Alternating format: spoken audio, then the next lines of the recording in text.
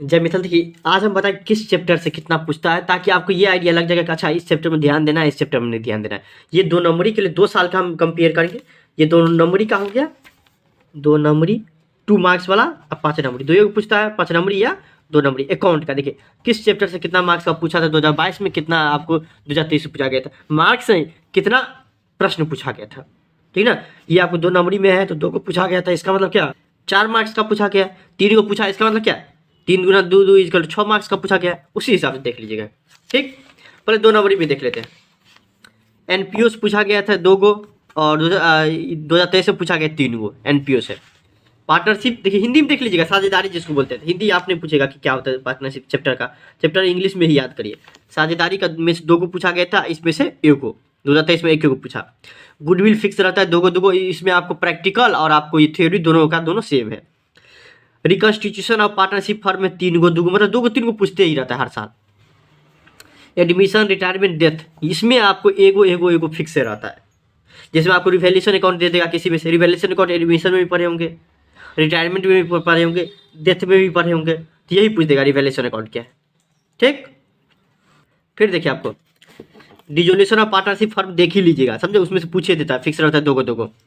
Issue for feature and re issue of share जो आपको है, ये तो आपको बुक में तो अलग अलग दिया है, ठीक ना, लेकिन आपको मॉडल पेपर में एक ही दे दिया है। तो 4 को पूछता ही रहता है। तीनों चैप्टर को मिला दे तो 4 को 110% पूछते ही रहता है। इशू ऑफ डिबेंचर देख लीजिए, ऋण पत्रों का निर्गमन, तो 2 को फिक्स रहता है। रिडम्पशन ऑफ डिबेंचर, हाँ, ऋण पत्रों का शोधन, एगो पूछते रहता है। Financial statement of A company में पिछले साल एगो पूछा हुआ था, समझे। वो कंपनी जो चैप्टर है वो आपको कंपनी चैप्टर सिर्फ और सिर्फ यहाँ पे दे देता है। डिजोल्यूशन के बाद वो कंपनी चैप्टर स्टार्ट होता है, हो जाता है, उसको मिला के financial statement of A company से मिला के, दोनों को मिला के 5 प्रश्न पूछा गया था। 3 पूछा गया था इससे। अगर financial statement of A company से 2 प्रश्न पूछा होगा तो 2023 में, और 3 जो है इसमें से कंपनी चैप्टर, जो कि आपको issue for feature and issue of share के पास रहता है कंपनी चैप्टर जब बुक में, तो आपको वहाँ से पूछा गया था 3 प्रश्न कि प्राइवेट और गवर्नमेंट में क्या अंतर है, ठीक है, कंपनी में क्या अंतर है, ये सब पूछा गया था कंपनी से। तो फाइनेंशियल स्टेटमेंट ऑफ कंपनी से 1 और 2023 में 2 पूछा गया था, ठीक। फाइनेंशियल एनालिसिस जो 2022 में कुछ हो रहे हैं, इसमें 1 पूछ दिया था। टूल्स ऑफ फाइनेंशियल एनालिसिस से 3 पूछ दिया था 2022 में, 2023 में कुछ हो रहे हैं। अकाउंटिंग रेशियोज देखिए 3 4 अकाउंटिंग रेशियो से फिक्स ही रहता है, पूछेगा। लेकिन कैश फ्लो स्टेटमेंट से आपको पिछले साल पूछा गया था, लेकिन इस साल आपको नहीं पूछा गया था, 2023 में नहीं पूछा गया था। 2024 में देखिए उम्मीद है कि पूछेगा ही। ये तो हो गया आपको 2 नंबरी का। 2 नंबरी में तो दिक्कत नहीं होने वाला। 5 नंबरी में देखने का जरूरत है आपको, क्योंकि 5 नंबरी याद करने वाला रहता है। 5 नंबरी में थोड़ा टाइम देना पड़ता है, ठीक ना। तो पहला आता है issue of share. Issue of share पिछले साल पूछा 2022 में पूछा गया था 1 प्रश्न, जबकि 5 नंबर का, जबकि 2023 में 2 प्रश्न पूछा हुआ था इशू ऑफ शेयर से, ठीक है, प्रैक्टिकल वाला। कैश फ्लो स्टेटमेंट से 2 1 पिछले साल 2 पूछा गया था, बोले तो 2022 में हुआ था। 2024 में भी कैश फ्लो स्टेटमेंट से ज़्यादा पूछेगा, ठीक ना, याद रखिएगा।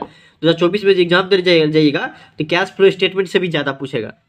इधर एगो कंपनी से देखिए बाबू, क्या है कंपनी से ना, पिछले साल पूछा हुआ था प्राइवेट कंपनी या पब्लिक कंपनी में क्या अंतर है 2022 में, ठीक है। इस साल 2023 में कुछ और पूछा था, लेकिन 2024 में उम्मीद है कि पूछ सकता है।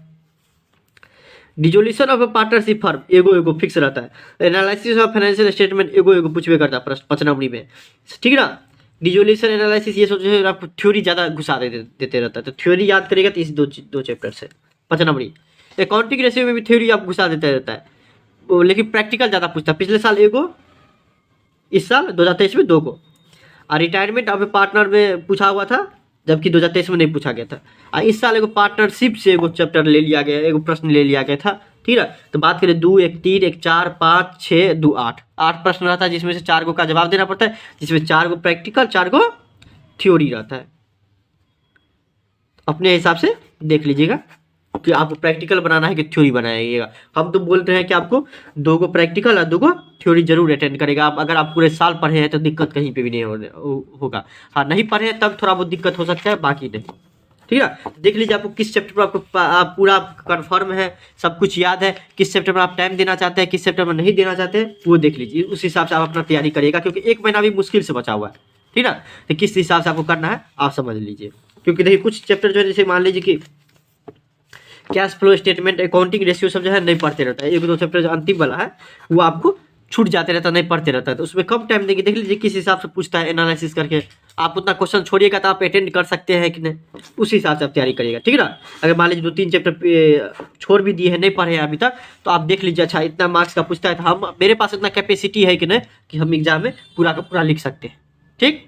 तो वो देख लीजिएगा अपने हिसाब से, क्योंकि बहुत सारा इस बुक सर सब cash flow statement, accounting ratio, ये सब जो फाइनेंशियल स्टेटमेंट रहता है वो आपको नहीं पढ़ाते रहता है, वो तो टाइम ही नहीं है, ठीक ना। तो आप अपने हिसाब से देख लीजिएगा। कोई दिक्कत होता है तो इंस्टाग्राम पे फॉलो करके मैसेज करिए। जय Mithila, thank you so much.